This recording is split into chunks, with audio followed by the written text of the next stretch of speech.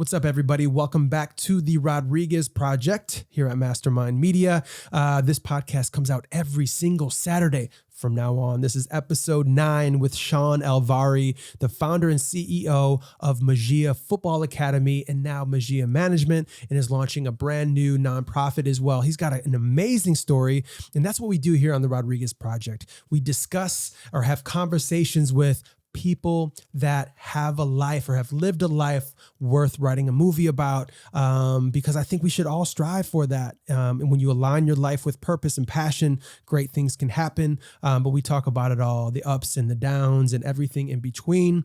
If you are watching this right now or listening on one of these audio platforms, please subscribe, please rate, please leave a review, please like, share, comment, all that good stuff. That is how we grow. And, we have new episodes every Saturday. So please continue tuning in. Thank you again for watching and enjoy this episode with Shawn Alvari. But before we jump into everything, I know, a lot going on in your world.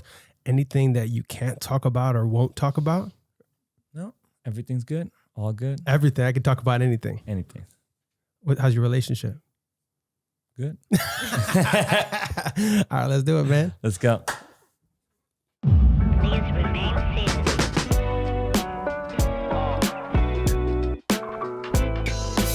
All right. Welcome, everybody, to the Rodriguez Project. I have a good friend of mine here at the table today.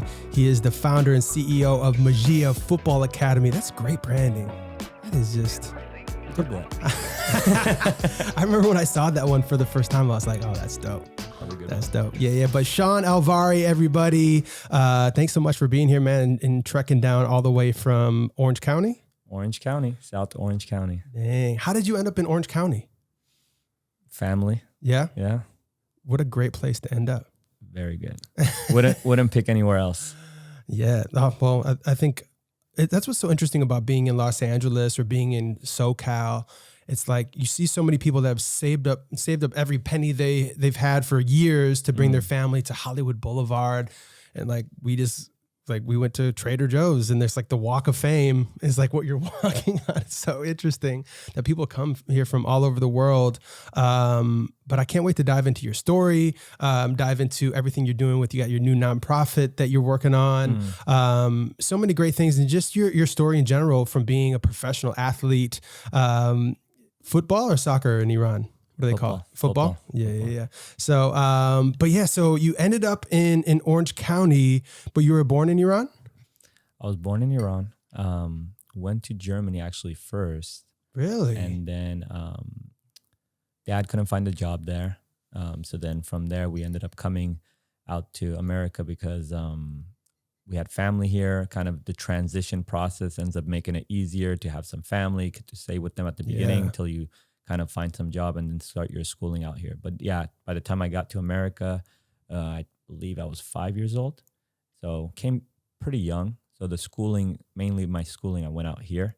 So I was born there, but mainly came to America at 5. It was funny because even when I went back to play, you're born there, so you have the heritage. Yeah. But you're raised here, so you're considered an American. When you're in America, you weren't born there, but you're grown up there, so you're considered a foreigner. Yeah. So my whole thing of growing up is like kind of finding myself in between what, to fit in, how you fit in, like in elementary and middle school and even high school, mainly in high school, is like kids are always trying to find themselves. Yeah. Trying to see they already are, not to mention this 100%. Extra like identity complex. Where, so when did you feel like you started to fit in? You're like, I'm still working on it. No, I mean, it was difficult. It was, I would say from elementary to high school, it was difficult because that's, in the process of, my mom and dad, things like that happen where, separation happens. So then in the process of our own household, I'm trying to find myself, and I got lucky that I ended up kind of using the sport of football, soccer as a therapeutic outlet. Yeah, that kind of helped me. And it's funny how it started out because it actually started out from a friend wanting to go, and they wanted me to be connected with my friend. So they just signed me up for it too. And I ended up going. But what ended up making me start to go in a way of passionate about it, obsessed about it, it became for me as a therapeutic outlet. Yeah. Finding myself. And when I look back at it now, I think the best thing about it was it really it was the main leading force of what gave me confidence, what gave me values, discipline. And that's why a lot of it, even with these players that we're developing within our academy, there's going to be a handful that's not going to be pros. There's going to be a handful that can't even make it to the universities. But the main thing you want to say that they're walking away with values. They're understanding how to work in team environments, and those values can trickle to whatever their next chapter or next passion is. But if they're fortunate enough to become a football player, a soccer player, at a collegiate level, at a professional level, fantastic. If not, you have the values to still continue your life, because even if you make it, there's still going to be a point that you have to have life after football. You can't do it till 50. You can't do it till 60. What's the average age of like 36, 38, or when people start like retiring? I would say like 34, 33. Because there's a lot of young dudes too, right? And women, like there's like start at like 14, 15. Yeah, but you got like the Messis, the Cristiano that's 38, the Zlatan Ibrahimovic, that's 41 right now. So you got the exceptions that are taking care of their bodies at a high level. And I think you see it with LeBron in the basketball game. I think with the science behind it today, a lot of people are putting so much money in nutrition and stuff that they're able to play the game longer. But by the time, in my opinion, when you start to go 30 to 45, it's like you can see that your game has changed. Yeah. Like you can see it, you're just kind of squeezing every juice out of it because you just can't face the reality of walking away. And what do I do after? I mean, that's the biggest. Tom Brady. Oh, that's the biggest. I know that's the biggest challenge. It's like, what's life after? It's probably extremely scary at that point, because it's like the hardest thing to do is probably make it in the league. And then the second hardest thing to do is to like actually stay competitive and start in the league. And then the third thing is, if you've been able to do both of those things, what happens at 36 when you're like, oh no, right? Like Kobe he won an Oscar like the next year. And I remember hearing him talk about when he would meditate in the morning or do yoga and meditate in the morning. And when his mind would always go towards basketball. And then eventually it stopped going towards basketball. So he could quiet his mind. And that's when he knew it was time to retire. I know like Kobe, Jordan, those are two of your biggest inspirations in the world of sports and I guess life. Who are some other inspirations of yours? And it's funny. It's not my inspirations within the sport, obviously, had nothing to do with football or soccer, /soccer, because I always looked at myself like I'm that guy. But I mean, in soccer, I as a player, I loved Ronaldinho and Maradona. But for me as an inspiration, and I'm going to say why, Kobe, Michael Jordan, and Tom Brady. Those three. And the reason why, because in my family, no one played sports. Really? No one played sports. Like seriously, like played it, and they established themselves, either played at a university, and they could be like, you know what, this is the journey you got to go. You know, you're cutting corners. You got to do this. We got to get you a coach to do this. So I don't know anything. There's no blueprint. So by not having a blueprint, and then you have a family that is in the field of education. So education is priority. That's how you make a living. So for me, I'm doing a hobby. So the time that I would say 11 to 13 that I kind of find, there was a DVD of a Diego Armando Maradona that I watched and I got obsessed. I'm like, I want to be that guy. So that moment. This is the hand of God stuff? Hand of God, Which I only know because my football IQ went up all of the points that I have now because of everything that you've told me. You're telling me to watch the World Cup. You've educated me on the whole sport. Who won? Who won the World Cup? Argentina. Yeah. And then who? Messi. So he basically, now that whole debate of Maradona's from Argentina, Messi. So it kind of starts that kind of GOAT debate. But interesting. But going back to that is I didn't have that journey. And because of I didn't know what is the next step. And every day I hear it when are you going to give the hobby up? When are you going to get the hobby up? And I'm like, I don't want to give it up. Like, I don't want to have a 8 to 5 job. I don't want to study in a classroom. I hate sitting in a classroom. I would sometimes fall asleep in classrooms. Same. They try to get an 8 to 5 for me. My mom so I can be successful. I can have a thing after. I would fall asleep. I would find corners to just rest so I have energy when I get home or in the mornings to train. Because all I wanted to do is play. So the reason I go back to these 3 athletes, Tom Brady, Michael Jordan, Kobe, mainly Michael Jordan and Tom Brady were the top 2 for me. And the reason I related to them, because they kept getting doubted. They kept getting rejected. And earlier on, I was good. I mean, I was very skillful and talented, but there was certain coaches and certain players that didn't view it that way. And by them not viewing it that way, kind of put the question mark in me. And when I saw Tom Brady and Michael, they got cut. They got rejected. They're considered the greatest of all time. Mm-hmm. And it's all about how did they use that fuel to the fire.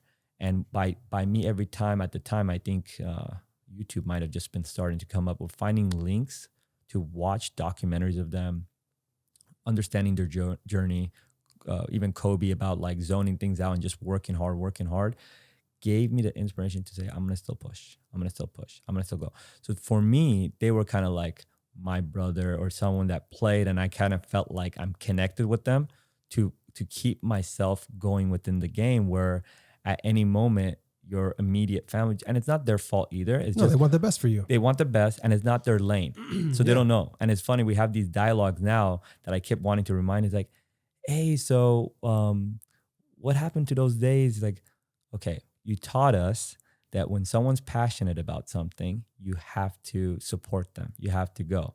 It's like, you just take that as a good sign. And I'm like, I know, but I wanted to just remember, because that was the biggest difficult moment in my life. Like, those were hard times. Imagine like there's moments that you haven't mastered the stuff yet, the craft, and you want to kind of lean on people and lean and say, is it right?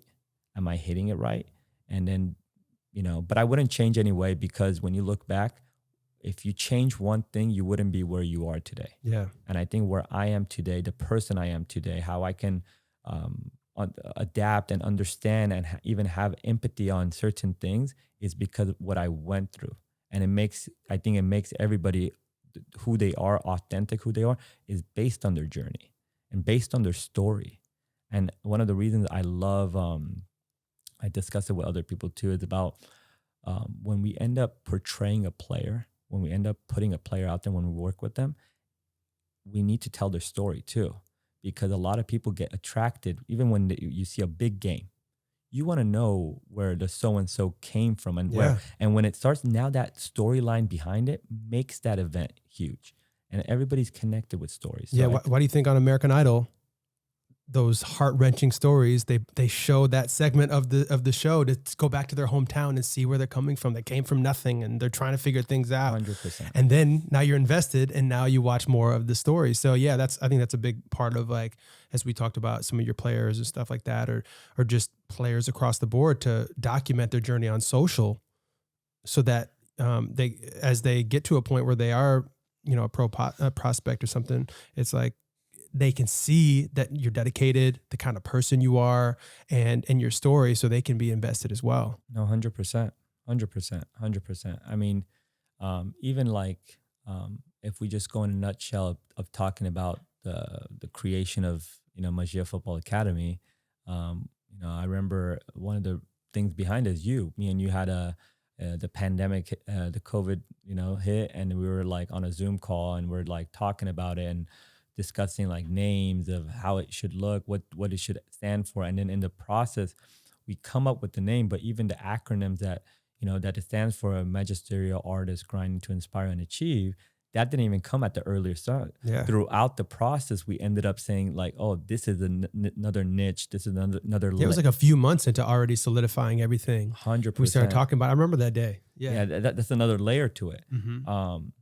I remember not that year, but the summer after, that summer after was another difficult year that I never went through.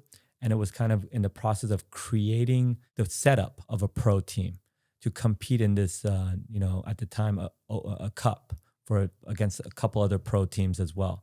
And we tried to form the team with, college players, university players that we can kind of showcase and create a platform. At the time, I'm trying to create a platform to just showcase the brand and showcase the style of play and promote it for a platform that our youth that we're trying to grow, inspire, they can find an inspiration for and create that. And it was like, when I'm looking in the process and every day, the way we set it up, it was like, I'm like, what are we into? Like, what did I get myself into? And I remember I did it because a couple players wanted to get games in, but I got stuck in this whole thing of delivering. We're stuck in a league that you have to have these requirements of the locker room set up, the reservation set up. If things are not there, you're going in debt on a certain amount of finances that you're putting in, and you could and we went pretty deep on the finances. Mm-hmm. And I'm looking back, I'm like, dude, what was the return on investment on that? Like, we put so much in. What was the return on investment? Year after, you're like, oh, it makes sense. Yeah. It was a seed to the next one. You kept watering it, and now it connected with other people. Now you're like, because of that, it opened up a different part of the branding, and it needed that.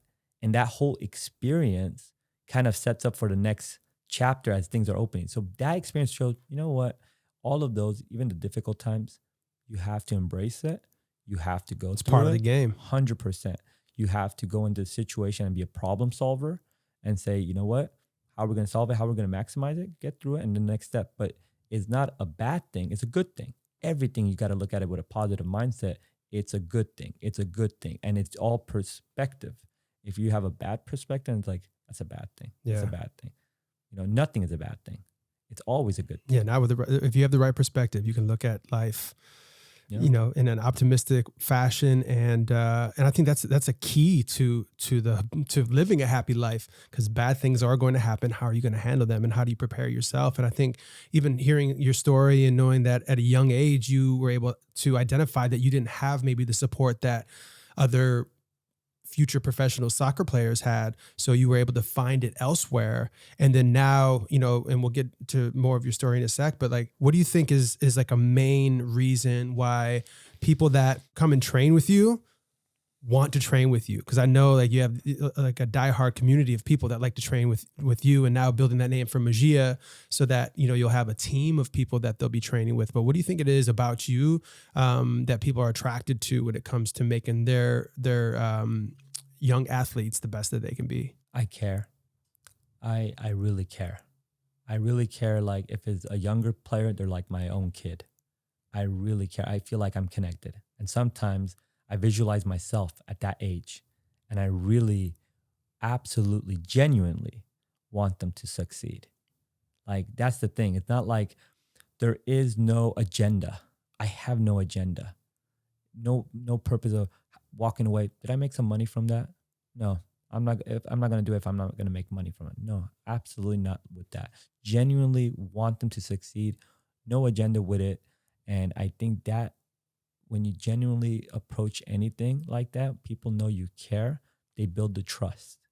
And when they build the trust, it speaks for itself. And that's the main thing. And look, in the process, you're going to have people that just don't connect, that don't want to work. That's fine as well. But what I try to do every time is always, doesn't matter who you are, doesn't matter what your playing experience is. You can have zero playing experience. You can have the ultimate highest playing experience. I'm always going to treat you the same. Depending on how I'm going to push you is going to be different. Right. How much I'm going to demand you is going to be. But as a human being, I'm going to treat you the same, because everyone deserves that. And I think that comes a little bit of my upbringing and what I went through. Because you didn't necessarily have that? No. I had it from my household. I lacked it in my environment, and I lacked it in confidence growing up in certain things, even though I had it. And I ran into a lot of bad coaches. I had some good coaches, but I had some bad coaches, and the bad coaches taught me what is needed for a player to feel engaged with something. And in the end of the day, a lot of these kids are so pure. They want to find something they are passionate about. And if they love it, and my whole goal would be just to make them love it more. And then you're going to approach it differently. So I think the main thing is I really genuinely care. And I think when you genuinely care, they see it, and they want to be around someone that's cares about their success in life. I can totally see that. And I can totally, even from the people that I've seen you train in person, whether we're shooting content or that I've seen like our team that shot it, or, you know, your motivational videos that are spliced up from you talking to the team and everything too. It's just so cool to see. Let's go briefly through, you know, your beginning to where you are now as far as the game of football. So born in Iran, went to Germany, came at the age of 6 to the U.S. and then you get to a point where you're graduating high school. Where are we at within that? So you're at a place where you think that you can go to college, or you went straight professional after that, or what was that journey like? Yeah, so that was a difficult because obviously the whole SAT and academic route, we didn't know how to prep, because the people that I was talking to and people that were trying to line things up, I had interest from Duke, UCLA, Cal State LA, a couple other D2s that I forgot, but obviously the UCLA, Duke were the ones that kind of came to my mind that we had interest and we had opportunities to go there. And I just academically didn't qualify. And it was mainly because of the SAT and the preparation, lining that, all those stuff. And I didn't know athletically of the academic side how to line it up. So when that wasn't clicking, I said, look, I'm gonna end up attaching with myself with a pro team, and they helped me go to a pro team. At the time, I believe it was competing in PDL, which is a USL 1 now, and then from that, it got kind of connected to a USL Pro, whereas like USL Championship now, whereas the second division, and it was from Hollywood United to LA Blues, and LA Blues is now Orange County Soccer Club that plays in the USL Championship second division. So those were the ones I got attached. But because of that, I kind of in the back of my mind, I kept hearing education. So I picked up an injury. And then from the injury, I ended up saying like, look, I have an opportunity to go to an NAIA school because I lost eligibility for any NCAA at the time. So I was able to locally in the area go to Hope International University to cover everything with that, cover my education, go there. And the plan was just go one semester and then kind of go back to the team that I was on with the LA Blues, and picked up an injury again, and things kind of panned out, and I ended up getting my degree there. But then when I got my degree, I said, you know what, I rather have this one opportunity with the age that I'm at to give everything up here, go to Iran, got a good opportunity with an agent that I was connected with, went there, had a couple trials. The trials were actually difficult times. I was in the north of Iran, or central Iran. Geographic's bad in that, but central of Iran. And I went to a trial. I scored 2 goals, had 3 assists. I'm like, wow, I killed it. I'm gonna get something set. I'm gonna be sorted out. Everything's all good. Then the coach was like, yeah, but you know that one sitter you had, that one that you should have kind of finished it, you missed. So then I'm like, what's going on? So I ended up talking to the agent. What's going on? He's like, you know, you're not one of their guys. So the coach brings his patch of players. You bring that. You're coming from the outside in. So you can't give them a reason that they can find to say, we don't like you. You got to be absolutely perfect. Damn. And I'm like, wow. I thought it was good enough. So I had a couple of those moments where I was in good form and I'm doing good stuff, but I got that reality check. That's how the highest, because I mean, this is the highest level in Iran. That's how it works over there. And I'm like, okay. So I go to another one, same kind of situation. This one was actually interesting experience because my passport in the process was misplaced. So I couldn't get on an airplane to go to south of Iran, where it was like a 3-hour flight. So I had to get on a train. So I got on a train. It took me a whole day. And I'm like getting on this train. And then by the time I got there, I got sorted out in the hotel. And then about to go. Their trainings are 7 p.m. because during the day it's 130 degrees. Oh my God. So I'm like, well, where am I going to be training? And then this was the biggest culture shock for me, where at night, 7 p.m., it was still 115 degrees. So imagine like a hair dryer and you're running straight into it when you're like running. So then we finished training and I'm like, people were talking to me, but I'm not even listening. I just want to get back to the hotel because I felt like so dehydrated and everything like this. So I ended up going to the hotel. I remember the whole watermelon because obviously for the whole team, they have your sections lined up with fruits, food, always after. It's all professional. You get to eat. So I ended up finishing the whole watermelon because like I was like so thirsty because I've never been used to that environment. Yeah. I've never been put into an environment like that. But yeah, so that didn't pan out either. And then I had one more that it ended up working out in place, and in the process that ended up working out, it got lined up, and you know, things felt like something could be from this opportunity. So try to play out, and then the biggest thing for me was when I was doing all of this, my dad, that kind of if we backtrack quickly on the side story is when I was in America, my dad and my mom had their differences, and he got into some wrong things in life, and that's his choices. But then he left us, he abandoned us, and he took a lot of our paperwork too. So it kind of put me in a situation of reapplying when we were out here. So when he left us, I had no contact about I would say like since 11 years old. So this was like about 10, 15 years, no contact. I'm playing out there from, I don't know how, probably because I'm in the media and stuff over there. He reaches out, finds me, connects with me, and then from connecting with me, wanted to get on like a Skype call and Zoom call if you want to kind of. Was he still in the U.S. at the time? I don't know where he was. So he could have been in Switzerland. He could have been anywhere. He was saying he was in Switzerland, but he called, and that dialogue, I just saw him. I haven't imagined not having a contact for that much of what your dad. And a lot of the drive, this was the aha moment for me, where I looked at him and I was like, he wanted to say, hey, I have this, I have that. I want to see you. I want you to be connected. And I just wanted to tell him off. Like, I just wanted to release my anger. And How old were you at this time? I was 27. I was 27, 28. And I was playing out there, and I wanted to tell him off because I'm like, when I needed you, I'm like, as a son, I need you from the age of 14 to what, 18, or 12 to 18. That's the area that I would want you. Right now, I don't need you. And, I was looking at him and I'm like, I was mainly upset, so saying my stuff. But after that, after I hung up, I got emotional, I bawled out, and I just, there was the biggest monkey off my back because the whole time I was trying to be a professional, like a top level player. And in the same time, I got an invite to go into the national team training camp too. So everything was panning out, but I didn't want anything to do with it.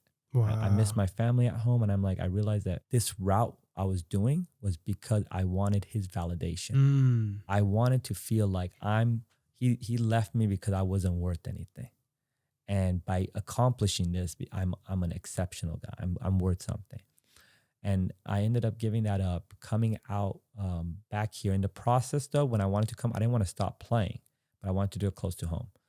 I remember in the process, I ended up having some opportunities with, I reached out to Galaxy and at the time Orange County again, with the same ownership that had it, to see which one's going to kind of get me on trial. I had an opportunity with both Galaxy and Orange County to get into training camp, but I believe I was like 3 months out, and I was like, I believe I was 29, 30, but I had a good opportunity to get in and just say, a couple more years, I just want to play and maximize it here, and then let's see what's life after. But I got a head infection from just a random scratch in the back of my head. What? And the surgeon messed it up, and I was fighting for my life. I'm like, what's going on? And then I was out for a few months, and it put me out, and after that, I kind of lost the desire of working my way back in. I got into coaching. I was coaching youth club.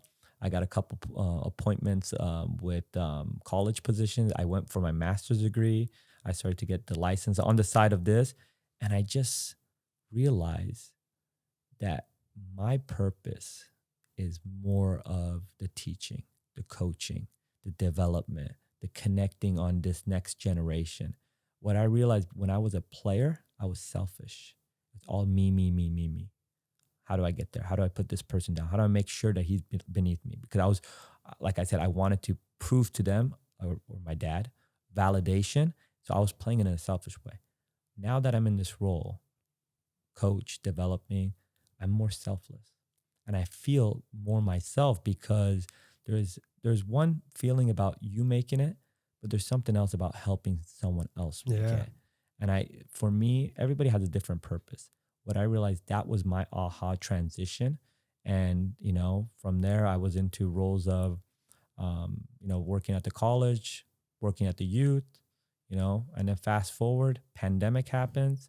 Me and you have a meeting. I'm teaching classes on Zoom, and I'm like, what's going on? When we had the dialogue and kind of went in the trenches of it, we don't know how it's going to pan out. It started out as group training. It takes, and I think anything you pursue with passion and you absolutely care with anybody involved in it, success ends up creating within itself that you couldn't even imagine. So by the time now, we're at this moment right now, I have no time to get another position unless it's connected or aligned with the purpose of the academy. But no, I mean, couldn't be more thankful. I think what you realize when you create something that it's your creation, there's something up or down. It's something exciting to be a part of that ride. It's bigger than you. It is.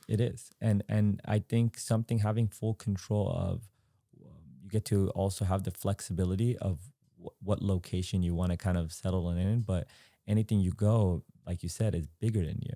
And that next generation, these players that kind of do something bigger than themselves, I think it's priceless. Yeah, because it's like you have these experiences from your life's experience. So now you're able to create this company and give it everything that did work to your advantage growing up, but also the things that you didn't have. And now you can offer that to the next generation to become the best version of themselves. 100%. Because I see that in business, whether it's working with our clients or like interns or people that just need guidance in business or whatever it is, I find almost the same amount, if not more, happiness seeing them succeed in whatever they're doing.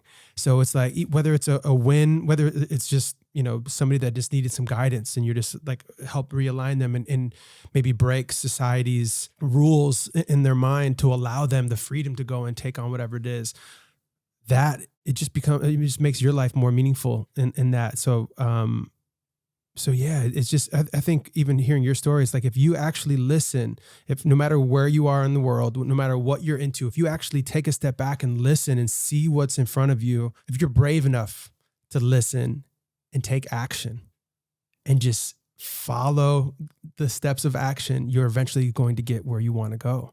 But if you don't, if you're afraid of what your family's going to think, or you're afraid of what society's going to think, and you're always taking a back seat in your own life, if that was you, you'd still you would have like not actually listened. And taking back to that conversation with your dad, it's like, if he didn't want to get into contact with you, who knows what would have happened the next 10 years? 100%.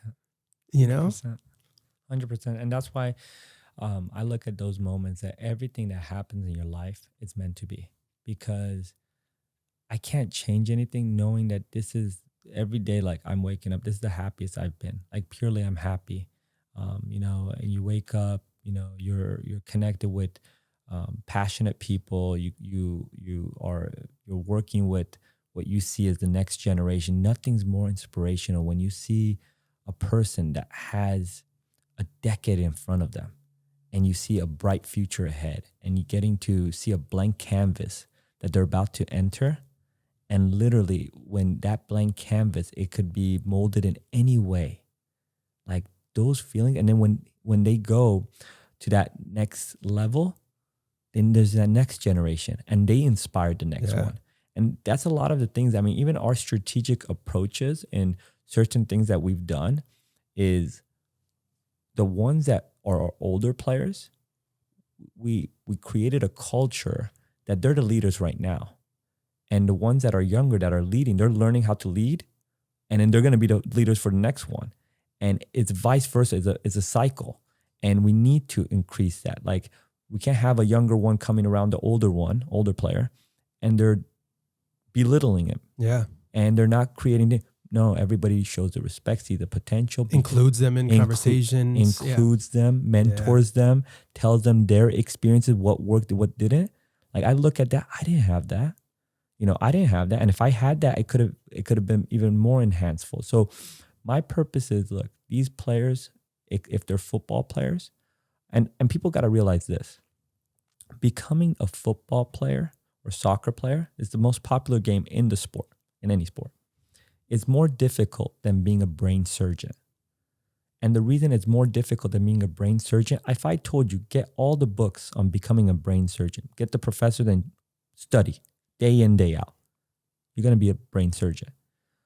You train every day with all the best coaches. You get everybody at hand. Train every single day. You're like, I checked off everything, nutrition, everything. You still might not make it. You still might not make it.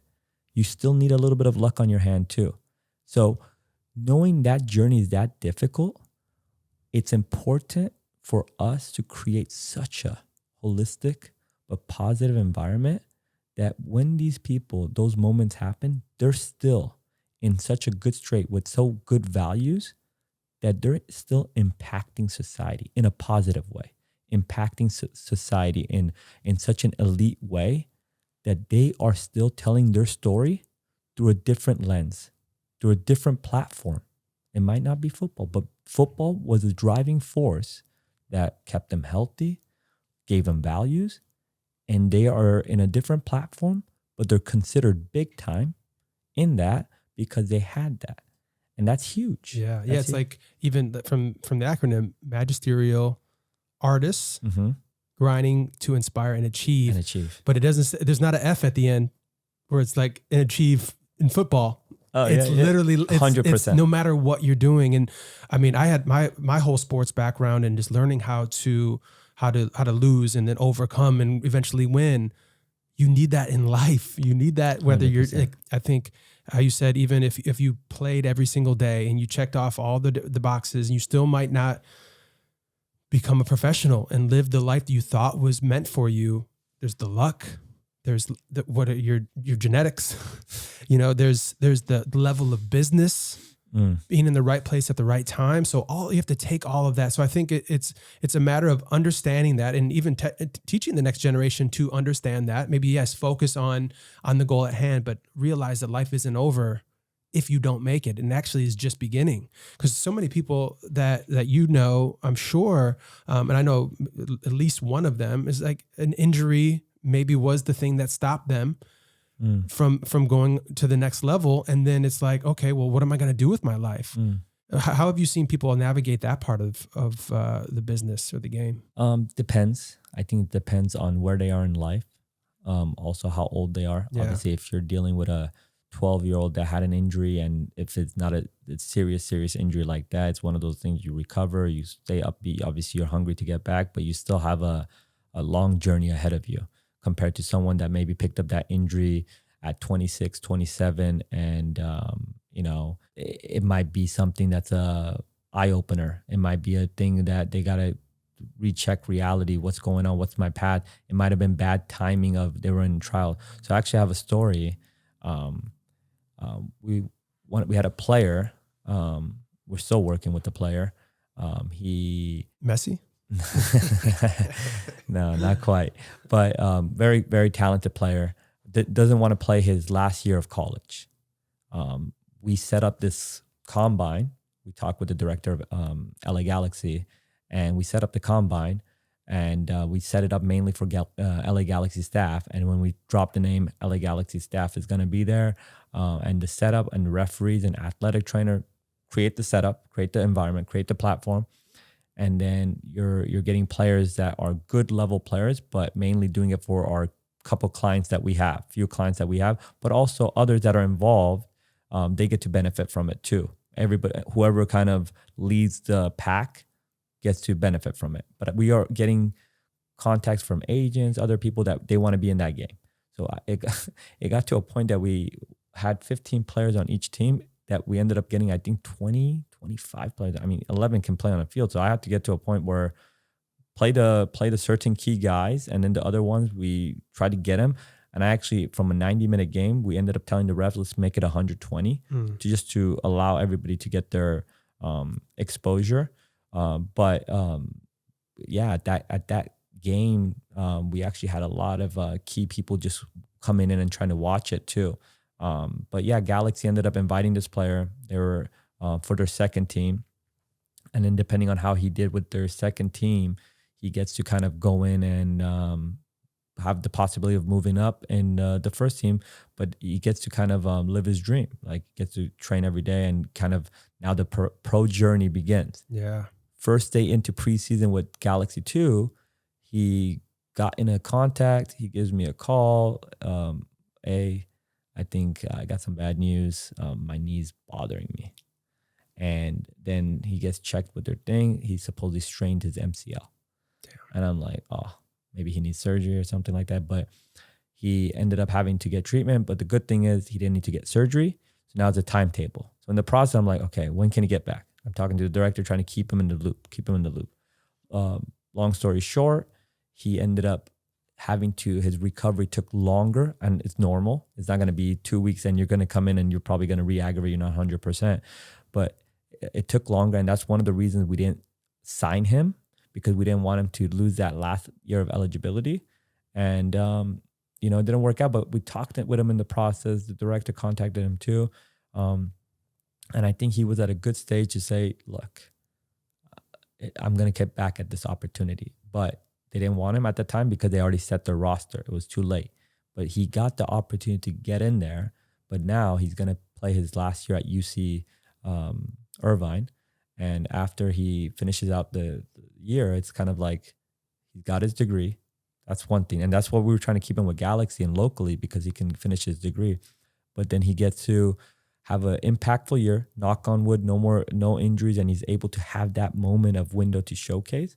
And then we get to see where he gets to go. And it doesn't have to be a Galaxy. Obviously, that's his academy he played for. But if it opens up another door, he can kind of have the flexibility going there. But that was a difficult time. Yeah. He did everything. First day in, like literally first day in, you have an injury. It could be something like you're not there. But also he's 21, so he's not too young either. But he's got to have the right mindset. But it's a setback. Yeah. But I feel like the way he reacted to it, it's gonna mold him. And these setbacks is what allows you to go stronger. And we all know these stories of setbacks and how people come back. It's almost like a setback is basically like a setup. I like that. If you take a step back and it's a setback. Yeah. No, you set it up for your future, what your future's supposed to be. 100%. 100%. Yeah. I have an idea as we have 15 minutes left. Never done this, but so the whole idea behind the Rodriguez project is to live a life worth writing a movie about. And I think you fall in line with that. Obviously, that's why I had you on. So there's an outline that we follow, and I want to go through the outline of a movie. Let's see what we would come up with. So usually a movie starts with an opening image, right? So this is from Blake Snyder's Beat Sheet Explained. So it's for Save the Cat, in case any writers out there want to use it. But opening image would be a visual that represents the central struggle and tone of the story. A snapshot of the main character's problem before the adventure begins often mirrors the closing image. So would you say that maybe your opening image of your movie would be you watching that VHS that one of your family members brought? Something like that? No. Would you say, or what would be like an open, how would your movie start? Would it be like you walk in? That's a good one. Yeah. I mean, that's a good one because obviously the people that don't know the story about that, like it wasn't a it wasn't a, what do you say? Was it a VHS? No, I thought it was a DVD? It was a DVD. You guys had DVDs that early? DVDs just started. How old are you? It was like, you were like, because how old are you now? I'm 35. 35, I'm 37. So When did DVDs come out? I think it was, the first DVD I had, but yeah, it was right at the line of VHS and Okay, DVD. so they gave you a DVD. You Yeah, had yeah, the DVD. and Okay, and the DVD was from Iran too. So they came from Iran and brought it. So you couldn't play it on a lot of things. So I don't It know. was bootleg or something. Yeah. So it was like it had its own version of It it. was like a VHS, 100%. But no, I mean that it's funny. I was glued to that. Yeah. And at the time, I didn't even know who Maradona was. Mm. I didn't. But when I watched it, it just like I just kept watching him as a kid, and I'm like, what year did he do that? How old was he? So this would be your setup. Yeah. So this is where we expand on the opening image and present the main character's world as it is. Yeah. So, and what is missing in their life. So this is the death before the life of the protagonist is such that if it stays the same, he will figuratively die. So it's basically whatever you got going on, but you have this one gem that maybe if I follow this could be my life. And this, what would you say the theme? It's usually about page 5 in a movie, you'll see the theme is stated. So what do you think a theme in your life would be of your life's movie? I don't know. The message, the truth you want to reveal by the end of the screenplay.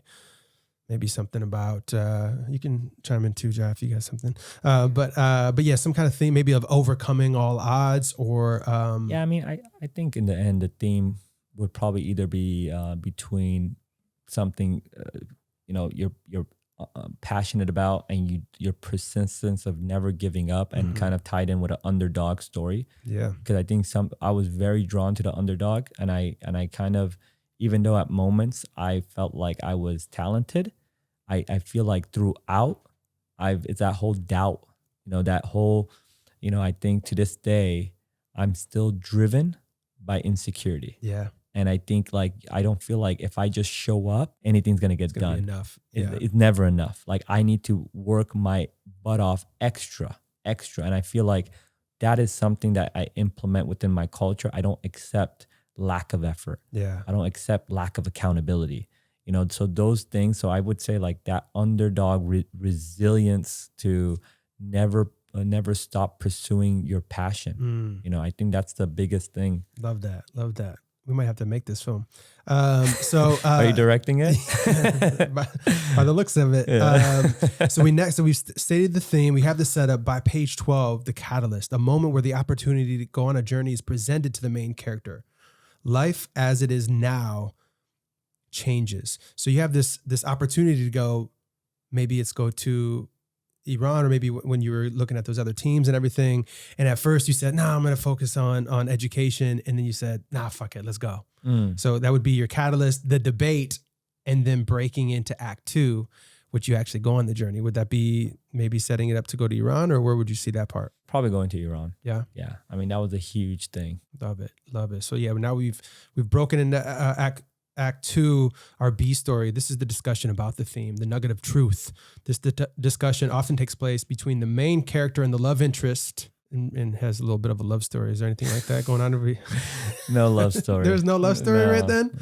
But love for the game. Yeah, love for the game. Yeah. But yeah, the game of football, bringing the opportunity to you, or maybe talking to other players. This is the part for the fun and games, though. So the next 25 pages are you playing, whether it's Iran or wherever, and the promise of the premise. This is the fun part of the story. The fun and games is the first half of Act 2, where the audience is entertained as the main character explores the new world and overcomes the type of obstacles they have been promised by the premise of the film. As we get to the midpoint, that's when the largest plot twist of the film. So I have a feeling. I think you already know. Yeah. So this is with your dad? I think Nicole, so. with your dad. I think so. And then as we move forward, so there's an all is lost moment. It was probably right around that same moment too. Do you feel that? So every movie has this all is lost moment, where they describe it really well here. The low point of the main character's journey, the moment that the main character loses everything they have gained so far. When was that dark moment of your journey? I think it was just that was earlier on in when my dad left us, and I was just like searching for who I am. I think that's the moment, because after Iran and I encountered my dad, and then come here, even when I got the head infection, that kind of was it's over. like after the head infection, I'm like, I'm checked out. Like I made the decision that I didn't want to go. Yeah. It wasn't like a devastating injury that I still had something that I wanted to prove. Yeah. Like when I decided to go from playing to coaching and teaching, I had no itch of absolutely playing. I had no desire of playing. Yeah. Like it was already for me checked out. So that's why like I think it was earlier on, and then that aha moment would be kind of like, transitioning to what the main path is. Yeah, and that's what brings us into breaking it into Act 3, thanks to a fresh idea, new inspiration, or last minute thematic advice from the B story. The main character chooses to try again, and that's what you building MAGIA, would you say? And this next chapter, I would say.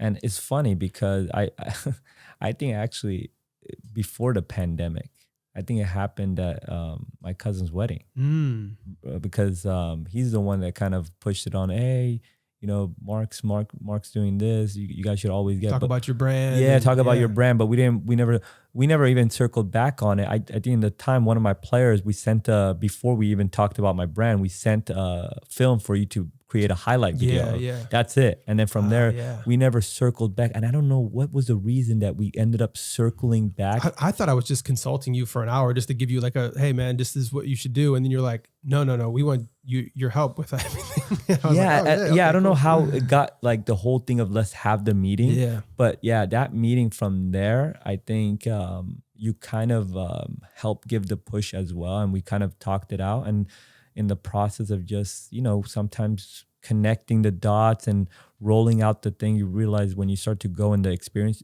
you start to connect it differently. Yeah. So, I mean, that's starting that during that, and mainly because everything was zoned out. I mean, I was even trying to pick your brain of like, what do we do? Do we do it in Zoom? Say like, we got to get creative of how to do these group trainings. It was just based on just individual training.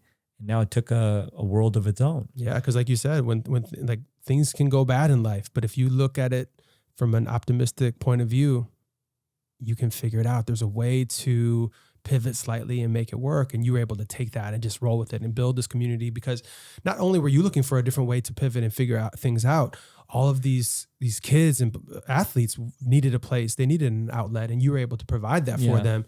And sneak on a field or do whatever we got to do to make it happen. Those are trying times. Yeah, I mean, it was difficult times in those. But I think like even the areas of not saying no to things. Yeah. Like I got a group of 4-year-olds, 5-year-olds. Like I could have been like, no, I don't coach that young, because I didn't know how to coach that young. I didn't. So I said, I'll do it. And I'll teach myself in the process. Yeah. So I taught it. And from there, it just kind of, that's why I'm saying, I think sometimes not being afraid of the yeses and just letting it take a world, it ended up opening. Yeah. So many people would have just strayed away from the idea. Like, I don't do that. I've never done that before. Let me figure it out and then I'll go do it. And that's one thing I think we have in common is like, okay, I'm up for a challenge. Let's figure this thing out. Because if anybody can figure out, it's going to be you, and why not do it right now versus down the line? And when you think you're going to be perfect at it, 100%. You already have enough skill, enough knowledge. You've had enough life experience. You'll never be perfect. Yeah, no one is perfect.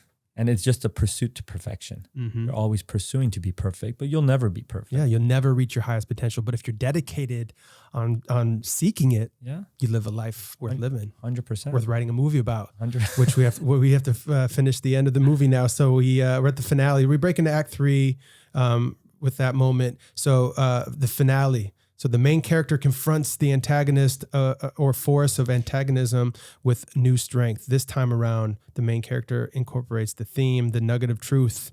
So I guess the last 25 pages of your movie, is that what you're building now? Is that MAGIA Football Academy? This is the nonprofit, the MAGIA management. I know you have a lot going on. Where do you? What are your plans for the future, the next few years? I know. We've talked about a lot of it, but where's your head at now? So the main thing is it's the platform. So the ultimate goal of this platform is US has not produced in each generation a number 1 player or even a top 3 player. Like you can talk about any US player. They've never been in the conversation of top 3 player in the world. You have players from Brazil, Argentina, Europe. If it's Germany, if it's Spain, that they'll bring it into the debate, but never U.S. So the ultimate goal is no money. It doesn't matter of any of the names we're doing. Is can the platform that we created be the trailblazer of creating other competitors? They're like, why are they doing this? Why are they doing that? And other competitors are all competing to produce the greatest player in the U.S. And I can sit back and we can be like, hey, that player. I saw the journey, and I think that's priceless. That's the ultimate goal. Wow, I love that. And would you say based on that, so that's the act 3 of your film, but that brings us to the final image, which usually mirrors the first image. So maybe, you have everything going on. You go home at the end of your movie, you have your little one, and you pop in the DVD and you watch. Yeah, I mean, that player that Hand I of God together with your son. Well, that's what I'm saying. That player that I watch during his time, he was considered the best player ever. Right now, the debate is between Messi that got the World Cup. Who's better? And still some people keep saying Maradona and Messi, but those are the two. And for me, that A in our thing, the first A, he is an artist. He is an artist. And who is? Maradona, Messi, both of them. Yeah. Both of them are special. So to me, it goes, you go back to that mirror because, I mean, in the end of the day, if we've produced it, and it's funny how you brought my kid or even my nephew. Right now, I have a nephew too. So whatever it is, kind of like that person that can have that inspiration, because it'll be a domino effect. Yeah. You get one that ends up being it, and then that younger kid watches that. It's like, I'm going to be the next one. I'm going to be better than that one that's considered that. So it's going to trickle around. So you have, so at the end of your film, you're going to have to show your nephew or son, whatever, one DVD of the best player, in your opinion, to ever play the game. What DVD you putting in? Yeah, I mean, for me, it's gonna come as a player as Diego Armando Maradona, and the reason, but that's for me, and I hate that debate because obviously people that love Cristiano Ronaldo, Messi, is the same thing with Kobe, Michael, and it's different eras. But what Maradona did in his era is kind of like the same as Michael Jordan in their era. I mean, you got to understand, grasses were like this long. There's no shin pads on. People are hitting players. The protection's horrible. So you're playing with no sports performance coaches. And this guy's doing stuff with oranges, watermelon, like big ball, tennis ball, everything. Like, he's able to control that ball. Wow. And then obviously people that know his background, his off the field, he was like living life like a rock star too. And you're like, he's living life like that and still performing like that. There's something special about the guy. But yeah, for me, and just because he inspired me. I mean, I started my journey within this game. I found my love because of that. So I'm going to always be drawn to that. But do I not value Messi? I love Messi. I love Ronaldinho because he was the one player that I actually saw, Ronaldinho, that would play with a smile on his face. But you're always going to go back to that player that inspired you. And I think all these acronyms that we created, we want each player, they're going to have their one guy, and there's no wrong answer. Yeah, so whoever fits best for you. For you, and who inspires you, because you're always going to have that connection. And it could be someone right next to you. And the best feeling we want to have in our community is, can that inspiration be right there where the kid is rubbing shoulders with? Like, like for me, it was a person that I saw on TV, and I never rubbed shoulders with Maradona. But what happens if these guys, we created a community that our next patches are constantly in the same environment that they're looking up to? Yeah. I mean, that is something that you're not just seeing on television. You see them in person. You see him on television and you're like, oh, I trained with him in the summer. I trained with him in the winter. And then you're rooting for him because he's like, that's my boy. He got ready for that because he was training with me, and he can kind of take ribbons at that. And I think those stories is what's going to last a lifetime for them. Dude, that's so awesome. Yeah. Dude, it's been so amazing watching everything that you're building. Couldn't have happened to a better dude. And yeah, man, with everything that you're building, and we're just so happy to be a part of the whole journey as well. And man, we had our like 3-year anniversary, we were saying, in March. Yeah. No, 3 years. I actually got a reminder on it too. Like, this is when you created Twitter. This is when Twitter was created. So obviously you guys helped me create it and everything, and then the LLC kind of. So it's 3 years. Wow. But for me, for what's been accomplished, it's insane. I keep reminding myself, if we did this in 3 years and you bring in the right team and everybody and continue to grow it, it goes a long way. And for me, it's funny. You said you're proud to be a part. For me, even seeing how you've grown your company on the other side of it, because in that time too, even though mine was at absolute zero, you were kind of getting certain identities of yours going. Facts, and when you have it now, it's kind of aligned with it. It's kind of like you've been pushing it in your envelope. We've been pushing it in our lane too. And it's just both inspiring. And I think what I value most is whenever, you see people succeed, good people and elite people.